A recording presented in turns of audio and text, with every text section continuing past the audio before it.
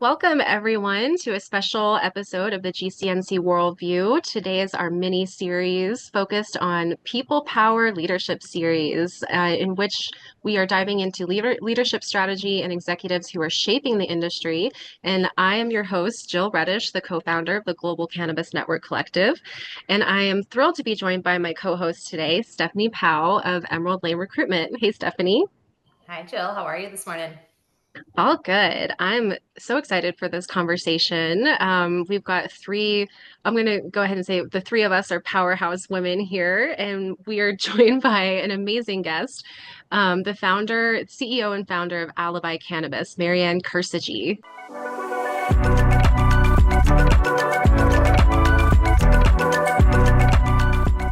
Hey, Marianne, how are you? Hey, Jill, I'm great.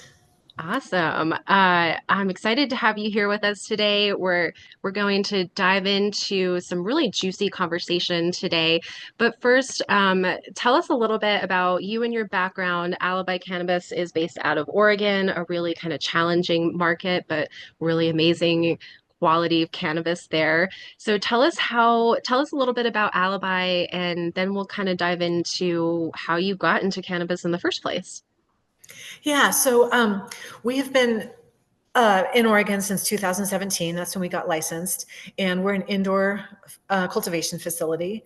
And Alibi was really birthed out of this idea right when cannabis was being legalized in Oregon that there's an opportunity to create a better paradigm for health for people. So we always, we come at this with wanting to do the best. And me as a cancer survivor, if it's not good enough for me to put in my body, there's no way I'm going to try to sell it and put my name on it.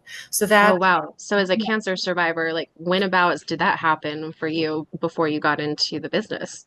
Yeah, so that was a whole journey. I was diagnosed in 2015, and while I would never wish it on anybody else, it was like the perfect timing in my life, and it was actually a great time to reset and Wow. to think about be thoughtful and mindful about what wanted my life to be, as opposed to just kind of where you end up after years of doing things, right? You just kind of fall into things.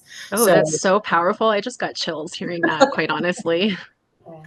yeah, it actually is kind of crazy. I would have never imagined that this would be where I'd be, but my background's in tech and finance. I've got an MBA. I've worked at Intel. I've worked at Microsoft, a lot of really big tech companies and doing a lot of really cool things that I enjoyed. But over time, that the corporate world wasn't a good fit for me any longer. So I set out on my own and I started an e-commerce company and ran that for 10 years. It was so much fun. I really enjoyed it. And that's what allowed me to both be a mom, because I started my e-commerce company when I was pregnant with my oldest. And then, so my kids grew up knowing that side of the business. So that allowed me both to have the flexibility in my schedule to do what I needed to do for my kids, and also to start a business and create something beautiful. So Wow. yeah, so that's my background, and it's yeah. So then I And took a couple years off. Oh, go ahead. was that like in the early kind of dot-com era? I think you were part and a participant of that, right? So I'm sure lots of similarities from the dot-com era to what's happening in cannabis now. Yeah. Yeah, it actually was really interesting looking back on that now with hindsight, because now it's almost impossible for people who want to start a business today, like, to think about what that business would look like without biggies in the market. Like, there's no Amazon, there was these things, there was no Temu, there was no Etsy. Like, these things just did not exist at the scale that they do today. And so it was a lot more of a flexible kind of a craft. I don't know if craft is the right word, but it was a lot more small business minded. And so you could actually get in and do something and make a difference. Whereas today it feels like there's a lot of barriers in the way of setting up a straight e-commerce business. So I got to be part of that initial thing. We set it up. I was in the top three for every single search term that I wanted to be. And that was just by learning it, figuring it out. I hired people. I took classes. You just figure it out and you just do it. And that's what that mindset I think has really helped develop where we're at in the cannabis business, because we're a small business. So if there's something that needs to be done, like, a pipe breaks and you got to go fix it, if I'm the only one around, I'm going to be the one cutting the PVC and doing the glue. Not that I'm the right person to do that, but when you got to do it, you got to do it. And so I think that's just a good way to learn how to build a business. Is you start at the ground up, you know how things work, you know how to make them efficient, and you know how to do it right, and find people to help you build it along the way. One of the, and I really resonate, because one of the things I think, again, there's so much similarity to the dot-com boom and cannabis and sort of what we've all built over the last, 10 years, you've almost been in it. So, if you think of it, one of the things I hear often about leadership in the industry is, leaders are trying to be captains of the ship, but they don't know where the shore is, and they're trying to get the whole team to row in the same direction, go in the same direction, but they don't always know where they're going, right? They don't know where the shore is. And I feel like in the dot-com boom, like, again, we didn't know where we would be 25 years down the road. And so in terms of those lessons, if you think back, how did you navigate that as a leader without always knowing the shore? And even within cannabis as well, how do you get your team to buy into a vision or follow you in a vision when you don't always necessarily know where you're going yourself? Yeah, what are some of those lessons from then that you're still living out now? That's so interesting to me. Yeah, it is actually a really cool thing to think about, because there's different people have different abilities to deal with change and not knowing where we're going. And I have trained myself to be pretty good with that. Like if we wake up tomorrow and the rules change, you're like, oh, okay, so now we got to do this instead. But there's other people who really need to have a plan and a path and that security of knowing what's next. And so I think a leader's one of the really important things to know is figure that out in your people, so that you can provide the security so they feel safe in their job. So if somebody feels safe in their job, regardless of what the job is, I think that they'll be there for you and start rowing that same direction. And if you have to change direction, as long as they know that they're in the boat with you, then we'll get there.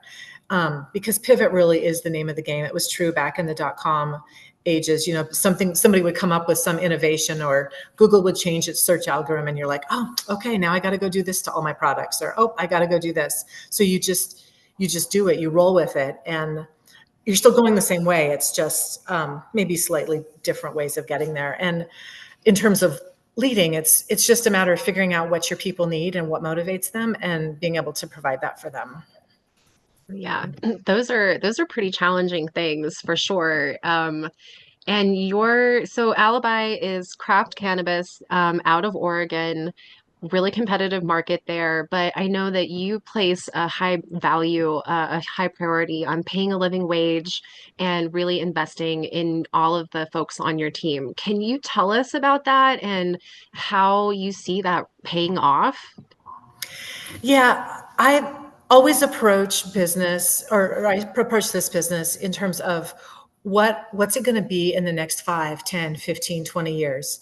And it's challenging to think about cannabis 20 years from now. Like, nobody has any idea. It's going to be so different, but it's also going to be so much the same.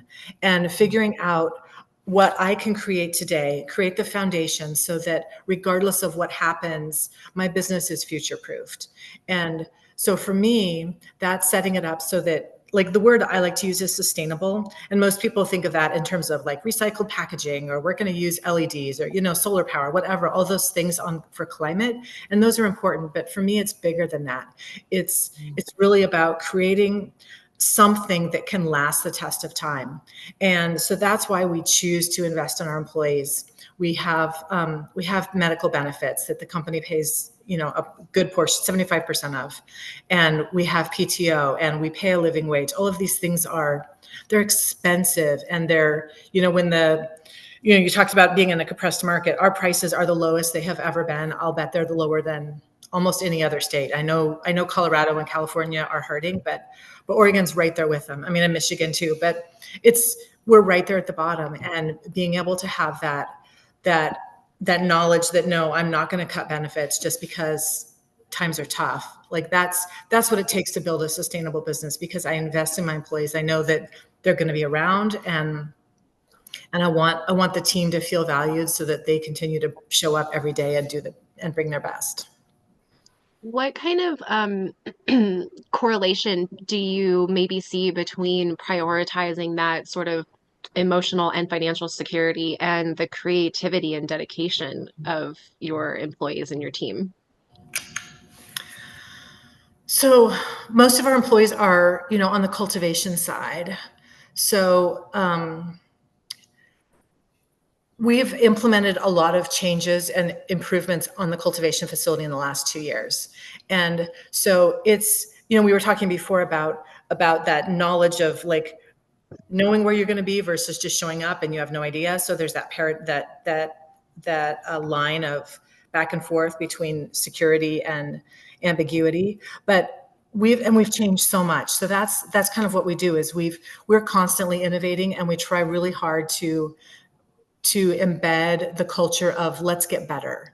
We're never going to say, oh, hey, we're the best in Oregon, or oh, this is the best we can ever do. Or, it's good job, great, we did that. Now let's figure out what's next and how can we continue to grow, because that continuous improvement is what helps us stand out in the marketplace and helps us stick around forever. For a long time, we're continually growing, continuing getting to get better, and it's the mindset of not being so arrogant of thinking that we've got everything figured out. So you're constantly setting a new bar for yourself, and I think you kind of have a new bar, physically represented behind you with this fun little statue. Will you tell folks about, describe it for us for the folks who aren't, visually seeing us right now? But I know this is something exciting, a recent win for you. Yeah, we try not to say we're the best in Oregon, but we are the best in Oregon because we entered a competition. I don't normally do competitions because the ones historically, at least in Oregon, have been very much pay to play. And like, you know what, if you're just going to buy a trophy, just go buy a trophy. But this one was set up so it was completely blind testing. There was no the samples of flower went head to head against each other. There was no indication of the strain, of the farm, how it was grown, nothing. You just get straight flower and compare it to straight flower. And there were two events. The first event was like judges who are buyers and intake and people who have been in the industry for a very long time. They compared all the samples over a couple weeks, and they picked their favorite sample flower, which was our Gary Poppins. So we won this Godzilla for Gary Poppins. And then at the event, there were also samples on the tables, and the people who were there, the guests, all tried them, smoked them, and then voted on their phones. And they also picked one of our other strains as being their favorite at the event. So we got the People's Choice Award and the OG Judges Award. And we crushed it, took home this big, massive, awesome trophy. And it was really fun, and it was really validating because there's this push and pull between doing craft and like having really amazing flower with building a business, and they're not always aligned. Like those are very different goals. And so it's that constant struggle between trying to grow the best flower and build the best business. And I'm really proud of the team and where we're at right now. That's amazing. Congrats on that. And I didn't hear that story. So that's so cool. I like the Godzilla. And you brought up an interesting point there that I think our industry needs to have more conversations on, and that's authentic leadership, right? It's like that pay to play model is a reality. It's not necessarily unique to cannabis. Other industries have that as well, but in a really small industry that's all new, we're people who don't necessarily haven't done the work to get the spotlight, have the spotlight, and others look to them to like learn and admire and get mentored and stuff from. And it's a little bit scary at times because not everybody has that backing. And it's really exciting to speak to someone like yourself, Marianne, who's done it. You've done the thing. You pivoted from tech. You built your whole cannabis business. You've been a patient. Like you've kind of done it, and then now you're getting rewarded. And that's what we want to see more of. And in terms of, I've seen you. I'm part of a mastermind group with you. I've seen you interact with your peers. Like that authenticity really shines through. And so what advice would you give to another founder or maybe another, female leader in the industry about leading from that place of authenticity, leading from that place of, like, as you said, being in the ground. And if you need to fix the pipe, but also being able to step into the business side of the things and really, again, direct the ship, show up at conferences, represent the business side, and kind of meld that sort of heart and business side together to have that authentic leadership aspect of yourself. Yeah, it's really interesting because I think about where I am today. I'm in my mid 50s. Not trying to hide my age, and I think when I was in my 30s, I thought I had everything figured out, but I really didn't. It's not until I have some more experience and like see more of the world and really come into my own, really just own it. And I think so. I have two daughters, they're both in their 20s, and that's one of the things that I really want to teach them is be confident, like put in the work, figure it out, know that you know it, but show up and be confident and speak up, because at least I cannot speak for anybody else's experience, but for me, I was very timid, very shy, very uncertain. And I remember going to networking meetings like Mixers, I don't know, 25 years ago, and sitting up against the wall and just being too afraid to talk to anybody because, well, what if I'm not good enough? What if nobody likes me? What if my hair's not right? What if I'm wearing the wrong shoes? All those things, right? That cycle in your head that talks you into being smaller than you are. And I think that cycle in our head should be talking us into being like, well, it's part of our branding, and not to get too woo woo on it, but our branding is this beautiful fairy with this beautiful sexy woman with a butterfly, and so that butterfly, if we're the cocoon, you want to come out of your shell and show all of that beauty that you have inside. And that's what I want for people. And so we bring that in terms of cannabis, because I think cannabis can bring that to people's lives. But it's also the mindset of just knowing that there is a vision of something beautiful and being a part of it. That's so amazing. And I just got chills again. I feel like those are things that we just don't talk about very often. There's not a lot of space created in some of the conferences that we go to for that. Emotional check in with yourself. How do I show up authentically? How do I dismiss all of those external voices in my head? I was relating so hard when you were talking about going to conferences and being really nervous and am I showing up okay? And I love hearing that through experience and through choosing that confidence, because it's a choice. Choosing that confidence, you can really move forward authentically as a leader. So, any kind of like specific advice you might want to pass on to someone who's in their early mid 30s, that kind of thing, trying to climb the ladder and maybe not climb the ladder, but show up authentically, create something, put something out into the world. I think that it's well, I've read a statistic, and Stephanie, you might know this better than me, but in terms of women not applying for jobs because they think they're not qualified for them, whereas men will apply for jobs that are above them because they're confident in their abilities. And so I don't want to encourage people to stretch too far, like outside of their skill set. But if it's in your skill set and you think you can do it and you can do it, show up and do it, and don't let people hold you back. And don't but that's really hard. It's easy to say, it's like a cute little saying, but I get those feelings of feeling inadequate and not being sure that what you're bringing is what's necessary. And I don't really know how to solve that, but I've tried to teach my daughters, you guys are great, you're awesome, you're good enough, you're great. And I think that having these conversations like we're having right now is how we do that. I've mentored women entrepreneurs for years, and the most common thing I tell people when they have a business idea is like, just do it. What's holding you back? Like, just do it. Start it in your garage. Like, if you want to make jewelry, just go find a little maker space, go do it, set up a website. Like you're the only person who's holding yourself back. And it may not be the right long-term thing, but try it. You'll learn something, you'll add something beautiful to the world, and just do it.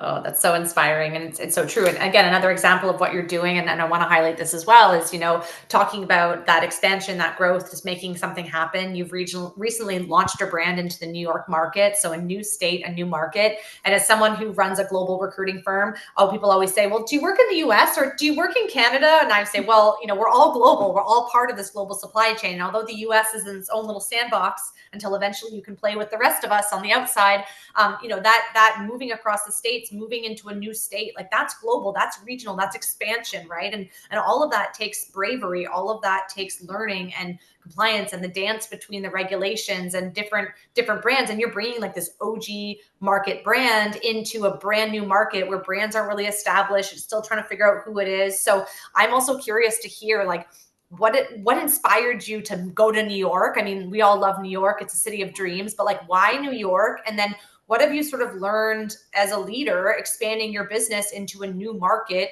and into a new region that, again, other leaders could be inspired by, whether it's things that surprised you or whether it's things that you have just really learned along the way that you hope everybody knows?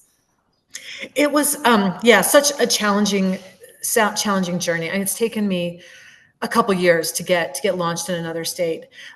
Several years ago, I did kind of a just thought exercise of what do we think the cannabis world is going to be in 5 to 10 years. And it became very clear to me that in Oregon, Oregon is such a small state in terms of population. It really is this cute little state.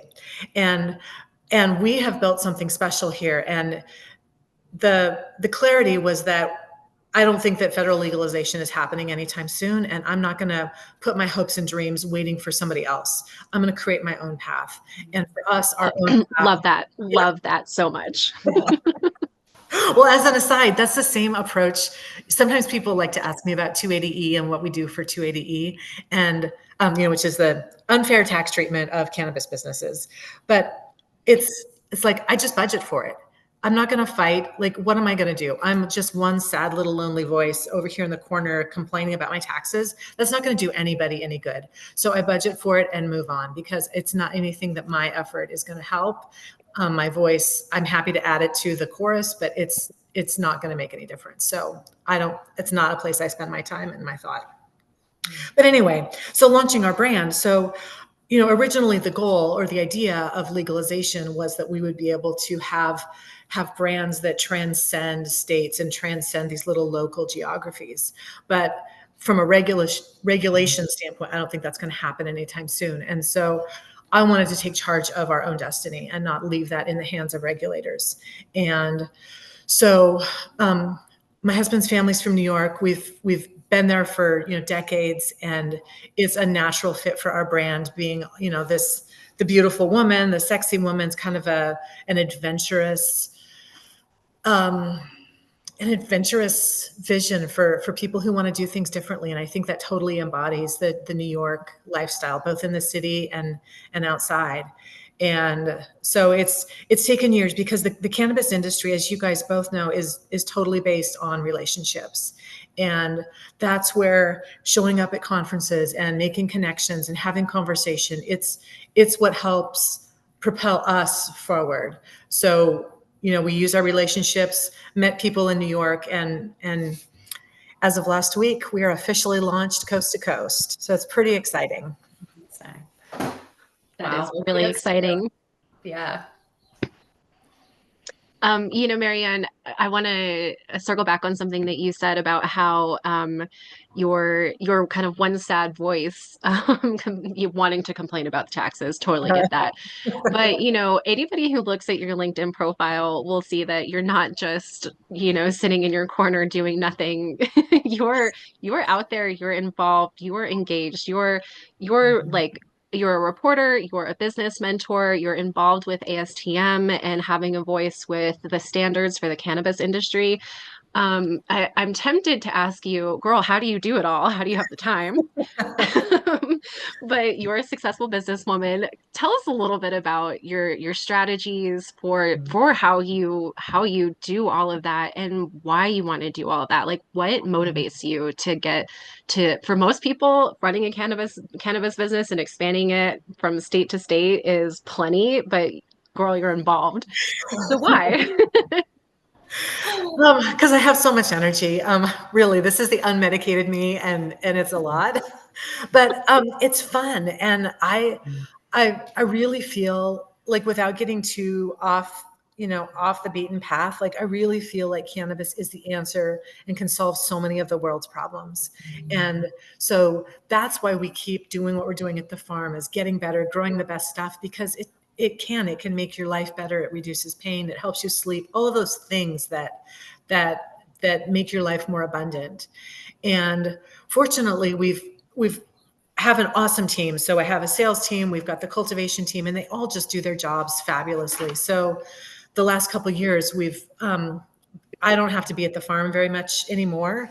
And that's what's allowed me to do all these other things that I think are really important, because like ASTM, for example, I think that having standards is important to move the industry forward.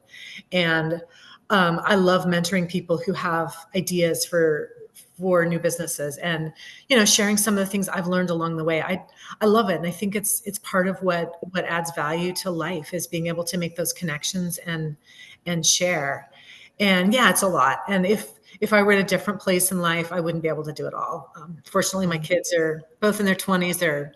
They don't need me anymore. I mean, they need me, but and so I have a bit more time, and I have flexibility in my time. So if I need to work a Saturday and a Sunday, I just do it. It's easy to put it in because it's fun. I really appreciate that, Marianne. And you have such an interesting story in all of this, because there's such a debate in our industry between the roots and the suits, and we all know the different sides of it. And I don't necessarily think we need to divide everybody, but you are an example of like a suit who became a patient, moved into roots, and now throwing yourself fully into this industry, and not just doing your own business and trying to fill your own pot, but you're trying to help the industry get better. You're using your voice. You're, again, mastermind groups, working with your peers. You're showing up to say, how can we do this better? How can we do it different? How can we make standards and regulation for our industry? And like, that's really powerful. And I hope that whoever watches this, or that more leaders watch this, that are either on either side of that. It doesn't matter, but what are you doing for the industry? How are you moving it forward? And do you really want to be here? And if so, like, do something about it, and bring that energy and bring that passion. So, I mean, I think it's incredibly inspiring what you do. And clearly you're continuing to do that now in new states, and really making an impact now across multiple states. And it'll be really exciting to see, where you grow from here. Yeah, thank you. It's kind of scary. It's very nerve-wracking, because my husband and we have sunk our life savings into this. So it really means a lot, but I try to not make decisions out of fear, right? The fear of losing something, or the fear of whatever. I think that fear-based decisions are not as good, but I look at things from abundance of how can I add to the world? How can I make life better? And how can we make somebody else's lives better? So it's not about the transaction of, hey, let's do a deal. It's, hey, what can we do together that is beautiful?